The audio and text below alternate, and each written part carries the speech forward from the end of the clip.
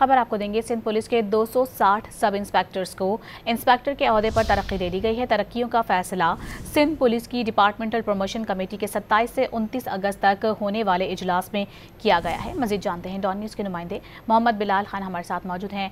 Bilal, police की departmental promotion committee के इजलास से आगाह कीजिएगा।